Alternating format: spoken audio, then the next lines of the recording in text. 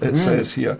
So that means it's going to be online minutes from now, apparently. Minutes from now? I know, I made that bit up. Yeah.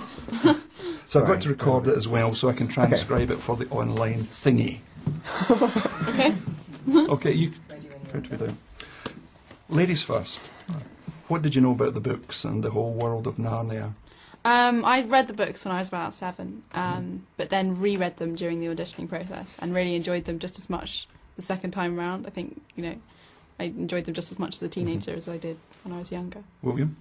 I used to listen to story tapes in bed, which was a lot easier for me. And I used to love listening to the Silverchair. I must have listened to that story tape 150 times. I loved the story. And my mother pushed me into reading Narnia, the Land Which Thorns because I just thought it was a child's book. I thought I wouldn't like it that much. And this was during the auditioning process at the beginning. And I read the book, and I'd read chapter after chapter, and I was surprised how much I loved this story. How I was so immersed in where these children were going. So, totally enjoyed it.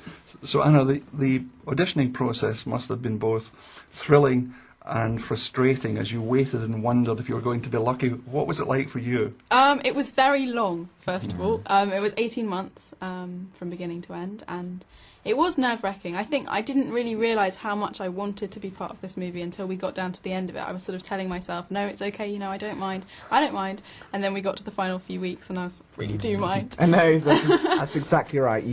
With any audition, you come to a point where you're like, where you're like the whole way, it doesn't really matter if I don't get that much. I've got this going on, and I've got this going on.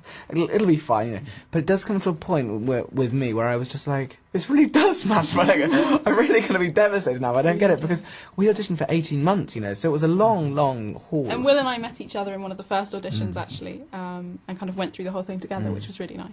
Yeah. How did you go about creating that very real feeling that this is a family? I just think... Well, I think it's sort of we are a family. I really, even when our siblings came out to New Zealand and saw us, I think they were quite shocked at how close we really were, because we took on the roles that we were in the film. So the whole time we were just behaving like a family, in and out of set. I think we were really lucky as well. I mean, I'm sure it was no mistake in Andrew's casting that there's a good kind of personality mix. We all gel together very well. And also being away from home and being without our own families, it's kind of a natural fit. William's the oldest in his family, I've got 2 younger siblings at home, Georgie's the youngest in her family, and Scanner's got a sister my age. So we do all feel very comfortable in those positions and just all really got on from the word go. One of the crucial things about this story is that Aslan should be believable. I think it's utterly convincing, and wondered what it was like when you were working with the animatronic version of the lion. That's where it wasn't an animatronic lion.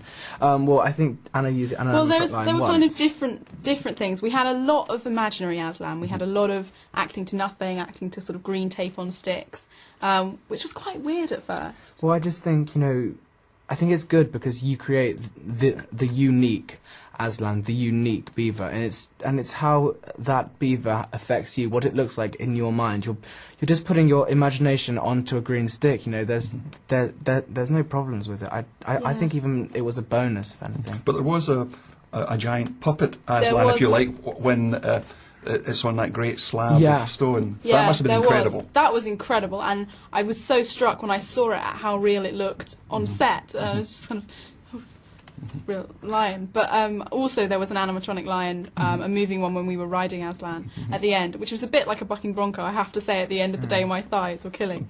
But that was great too. William, you had a peculiar experience making this film, I believe, because you were growing too fast for the armour that you had to wear.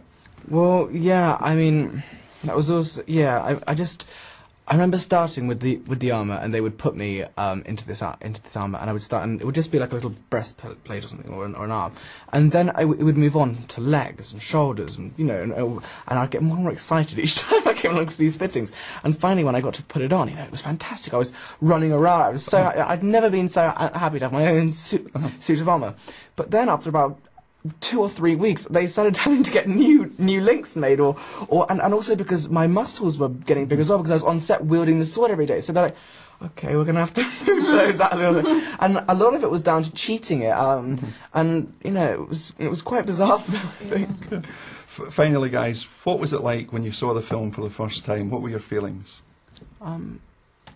was just very, very pleased and relieved, I think, because, you know, we've worked on this film for such a long time, and it's been down to us for such a long time, so I think it was a huge sense of relief, happiness, excitement, pleasure. Yeah, I was absolutely overwhelmed. I really enjoyed it, and I had such high expectations of it, because everyone's been sort of saying, oh, it's going to be good, it's going to be good, and then it exceeded all my expectations, so I was just so pleased and really proud to have been a part of it, and felt really fortunate. Were tears shed? Maybe. That was lovely. Thank you both very much Thank you. indeed. Thank you. I'll see you tomorrow.